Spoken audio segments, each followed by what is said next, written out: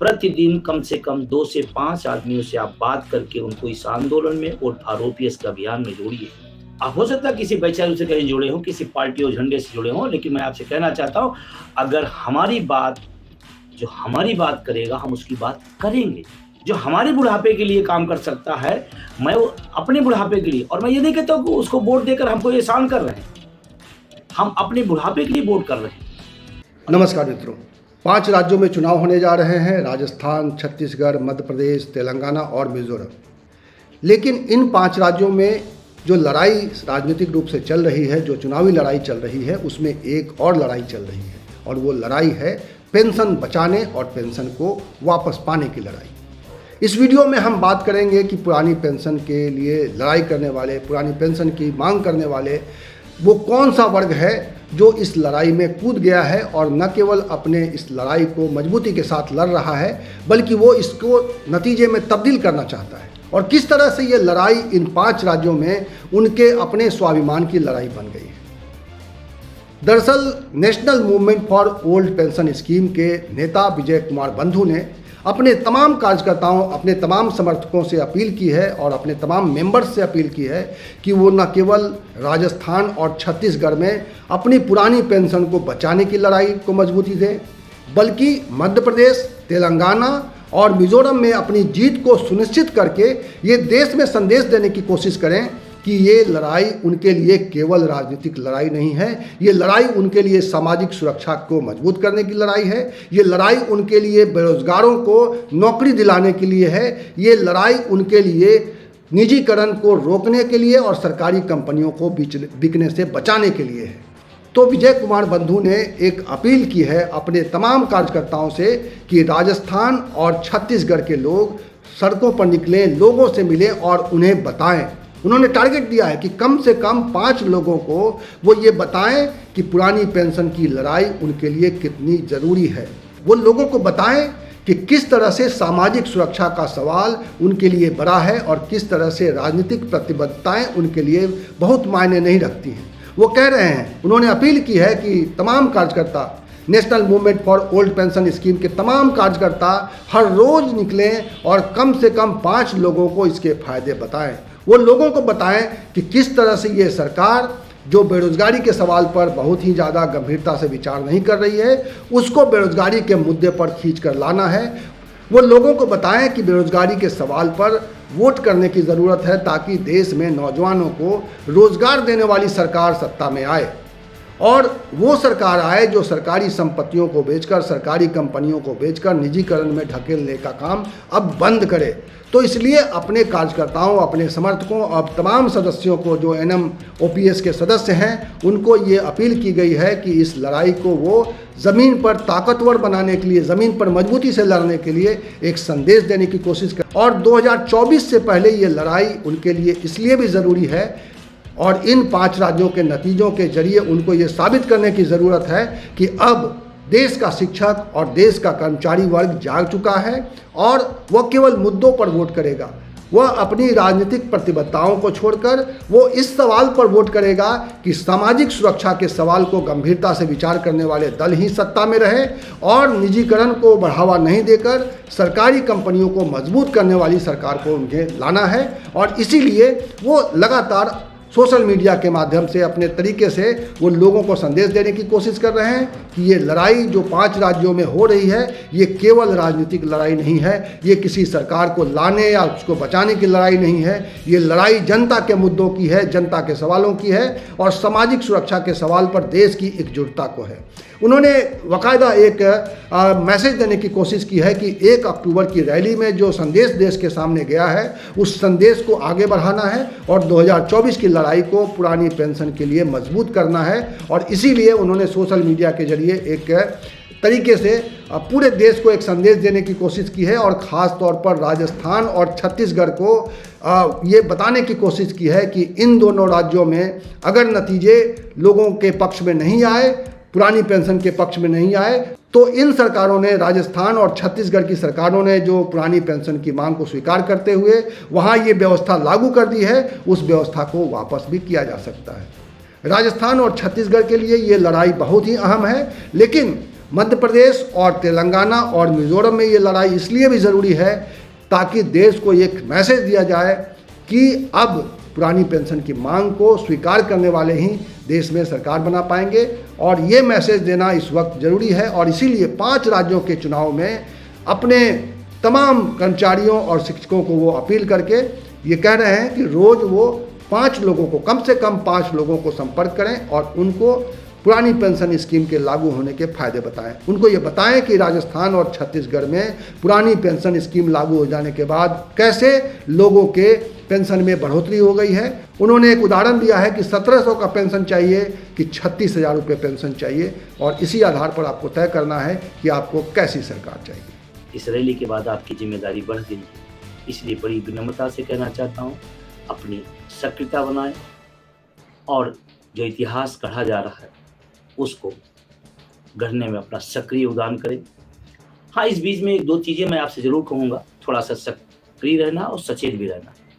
जब ये बड़े आंदोलन सफल होते हैं तो उसके पीछे तमाम सारी भी ताकतें, चाहे राजनीतिक रूप से चाहे सरकारी रूप से, लगाए जाते हैं, और पुरानी पेंशन के नाम पर इस आंदोलन ने जगा दिया, लोगों के अंदर जागरूकता आ गई, तो तमाम सारे लोग इसका दुरुपयोग भी कर रहे हैं। इस पर भी ध्यान रखना है। कुछ लोगों को पेंशन से मतलब नहीं, पदों से मतलब है। कल्पना करो इतना विशाल तंत्र, कल्पना करो इतना विशाल बैनर उस लड़ाई को लड़ रहा है, और कुछ लोग उसको मोहल्ले और जिले का बना के छोड़ दिए। तो सचेत भी रहना है, नजर भी रखना है। और पेंशन अगर चाहिए तो NMOPS का बैनर है, पद चाहिए तो कहीं भी आप ले सकते हैं, क्योंकि जब हम सफलता की तरफ बढ़ते हैं तो ये दिक्कतें आती हैं, और इस तरह की चीज़ों पर आपको सचेत रहना पड़ेगा। पद चाहिए या पेंशन चाहिए, पेंशन चाहिए तो NMOPS, पद चाहिए तो कहीं भी। तो मैं पुनः उसकी सफलता के लिए आप सबको बधाई देता हूँ। मेरा अपना प्रयास जितना रहा, जितना मैं कर सकता था, जितनी हमारी क्षमता थी, जितना मैं सोच सकता था, मैं अपनी टीम की तरफ से प्रयास किया। अब कुछ चीज़ें रह गई हूँ, इसके लिए मैं नेतृत्व करता हूँ, इसलिए मैं उसके क्षमा प्रार्थी हूँ। किसी तरह की कोई दिक्कत परेशानी हुई हो आप लोगों को। अब आगे का रास्ता, और इसलिए आज आया हूँ, थोड़ा देर भी हुई, लेकिन फिर मुझे लगा कि अब ये जो ऐतिहासिक घटना हुई उसका परिणाम क्या होगा। और आपके सामने एक बहुत बड़ा यक्ष प्रश्न है, 5 राज्यों के विधानसभा चुनाव। लेकिन मैं बहुत क्लियर हूँ, मैं किसी पार्टी का विरोधी नहीं हूँ, न किसी नेता का विरोधी हूँ। अपने मुद्दे के प्रति मैं निहायत स्वार्थी हूँ, और ये मैं ही नहीं, तमाम पार्टियों के लोग जिंदगी में झंडा उठाते हैं, टिकट नहीं मिलता तो रास्ते बदल देते हैं, वो भी स्वार्थी हैं। तो हम अपने बुढ़ापे के लिए अगर स्वार्थी हैं तो इसमें कोई बुराई नहीं, और हम अपने बुढ़ापे के लिए हम वो करेंगे जो एक इंसान, एक जागृत व्यक्ति करता है, और उसमें 5 राज्यों की विधानसभा सबसे अहम हो गई। इसको इसलिए आज के डेट में मैंने दोनों को जोड़ा कि ऐतिहासिक रैली और जो 5 राज्यों के चुनाव, दोनों का संबंध है, सीधा संबंध है। इस बात को आपको समझना पड़ेगा, क्योंकि रैली जो हुई है, चाहे सत्ता हो चाहे विपक्ष हो, सबको चौंकाया है। अब इस रैली का परिणाम, वो 5 राज्य के चुनाव बहुत कुछ तय करेंगे इस आंदोलन के आगे की दिशा और दशा। अगर आपने 5 राज्यों में OPS का समर्थन किया, OPS की सरकार बनती है, तो मैं आपको बड़ी जिम्मेदारी से कहता हूँ 24 आपकी बहुत आसान होगा, बहुत आसान होगा, बहुत आसान होगा। ये परिणाम आपके और आपके, अब दूसरों के हाथ में 5 राज्यों में पेंशन नहीं रह गई, न सत्ता के न विपक्ष के, आपके उंगलियों पे आ गई है आपका भविष्य। आपका भविष्य आपकी उंगलियों पर है। अब आप अपनी उंगलियां सही जगह लगाते हैं या नहीं लगाते, ये आपको तय करना है। 1770 रुपए वाली सरकार चाहिए या 36,000 वाली सरकार चाहिए, ये आपको तय करना है। अपनी पेंशन की व्यवस्था के लिए वोट देना है या किसी और की पेंशन की व्यवस्था करना है, ये आपको तय करना है। और चूकना भी नहीं। आप ये सोचे कि नहीं ठीक है, किसी ने घोषणा पत्र में रख लिया, किसी ने लागू कर दिया तो मेरा काम खत्म है। नहीं, नो, एक गलत फहमी न रही है। राजस्थान छत्तीसगढ़ वालों, बहुत ध्यान से रहना। जो सुकून आपको मिला है, बिना टेंशन के रात में सोते हैं, अगर गलती हो गई तो रात को नींद नहीं आएगी। इसलिए ये चुनाव आपका है। ये किसी राजनेता को मुख्यमंत्री बनाने का चुनाव नहीं है। आपके बुढ़ापे में 1770 रुपए मिलेगा या 36,000 रुपए मिलेगा, ये आपको तय करना है। और इसीलिए सिर्फ वोट नहीं देना है। वोट आपने दे दिया, इसका मतलब आपने अपने लिए काम कर दिया। लेकिन अगर आपने सपोर्ट कर दिया तो आने वाली पीढ़ियों को उस व्यवस्था में आप शामिल कर लेंगे। अदरवाइज अगर छत्तीसगढ़ राजस्थान के लोग चूके, इसके 2-3 बड़े निहितार्थ निकलेंगे। एक तो आपकी पेंशन चली जाएगी, जो आप बिल्कुल नहीं चाहते हैं। दूसरा, इस देश में जो मुद्दों की राजनीति शुरू किया इस आंदोलन ने, वो निष्प्रभावी हो जाएगा। आपको इस बात का फख्र होना चाहिए कि एनएमओपीएस ने इस देश के राजनेताओं को, चाहे सत्ता हो चाहे विपक्ष हो, मुद्दों पर ला खड़ा कर दिया। ये भारतीय राजनीति के इतिहास में बड़ी घटना है। जहाँ जाति, धर्म, भाषा, क्षेत्र से लोग उभर नहीं पाए, वहाँ इस आंदोलन ने उन सब कारा को तोड़ा है। रामलीला मैदान में कि जाति धर्म, नो, आप इतिहास का वो कालखंड लिख रहे हैं। जब इतिहास लिखा जाएगा इस दौर का, तो बताया जाएगा एक आंदोलन था जिसने सारी चीजों को तोड़ कर रख दिया, जो बड़े बड़े राजनेता और राजनीतिक पार्टियां नहीं तोड़ पाई।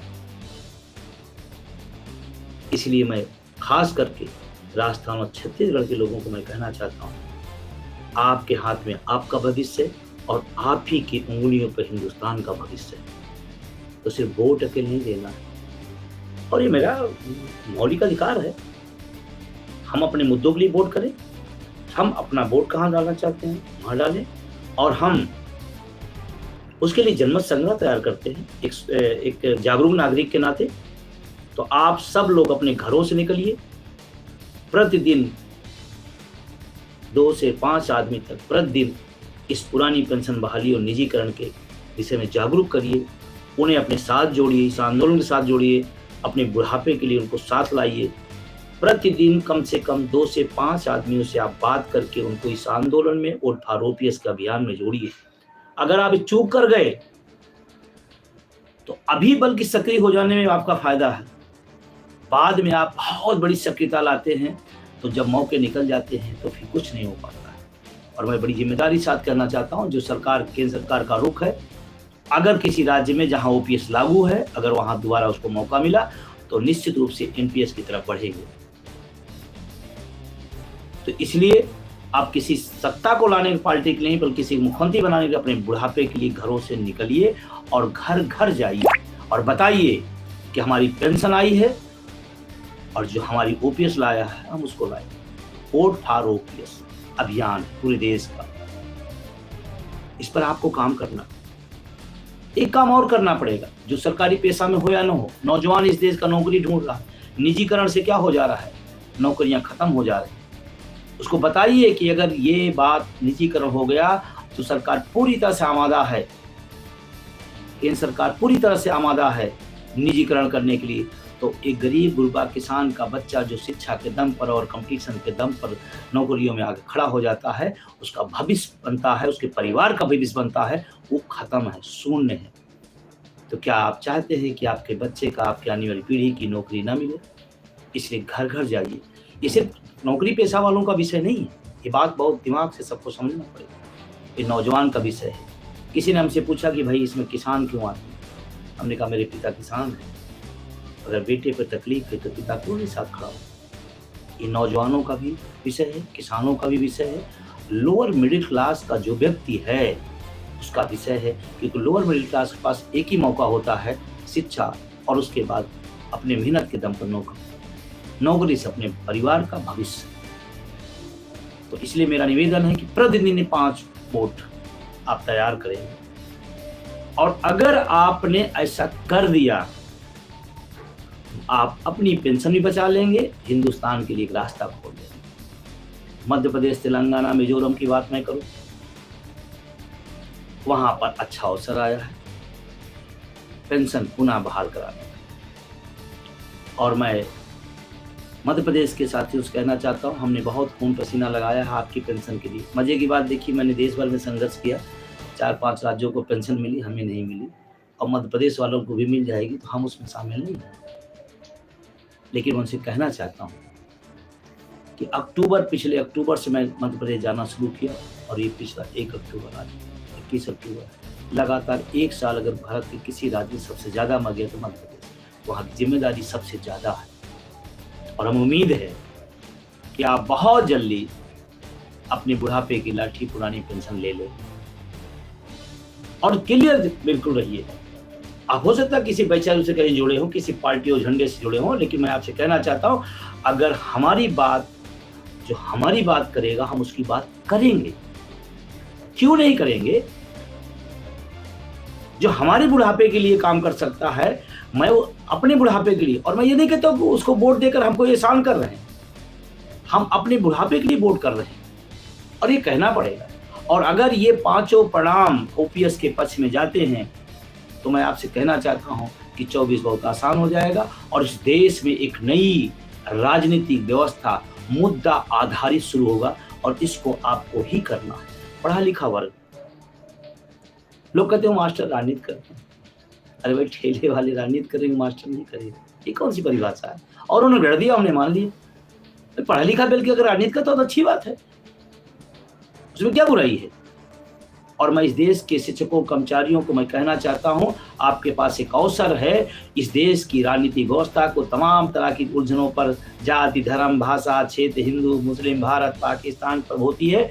इस देश के लिए कलंक है, आम जनता के लिए नुकसान है। मुद्दों की राजनीति होनी चाहिए, उसको पटरी पर लाने का काम यही बुद्धिजीवी और यही मध्यवर्ग करेगा, यही पढ़ा लिखा नौकरी पेशा करेगा। मुद्दा क्या है? सामाजिक सुरक्षा, पुरानी पेंशन। मुद्दा क्या? शिक्षा, रोजगार, चिकित्सा, यह मुद्दे, इस पर बात होनी चाहिए। और इस देश में इस पर नहीं बात होती है। मुझे खुशी है इस आंदोलन पर कि आज तमाम चैनलों पर इसकी डिबेट होती है, इसकी चर्चा होती है। और आपको मैं बताऊं, आप थोड़ा और मन से लग जाइए तो आप ही ट्रम्प कार्ड हैं हर राज्य में। इस देश में आने वाले टाइम में शिक्षक कर्मचारी कौन सरकार बनाएगा, कौन बिगाड़ेगा, ये शिक्षक कर्मचारी कहेगा। ये सबसे बड़ा टर्निंग पॉइंट होगा। और अगर ये होता है तो आप शुक्र मनाइएगा एनएमओपीएस उनके सहयोगी संगठनों को कि तमाम चुनाव में उसके पहले कोई पूछता नहीं था, एक दर्शक की भूमिका में पीछे खड़ा रहता था। सोचो इस आंदोलन को कि आपको दर्शक से खिलाड़ी बना दिया। इस वीडियो में इतना ही। इसी तरह की चर्चा, इसी तरह के विमर्श और इसी तरह के सवाल के साथ मैं आपको मिलूंगा अगले वीडियो में। तब तक के लिए नमस्कार। अगर आपने हमारा ये चैनल सब्सक्राइब नहीं किया है तो प्लीज़ इसे सब्सक्राइब कर लीजिए और इसका बेल आइकन भी ज़रूर दबा दीजिएगा ताकि जब भी कोई नया वीडियो बने तो इसकी जानकारी आपको मिल जाए।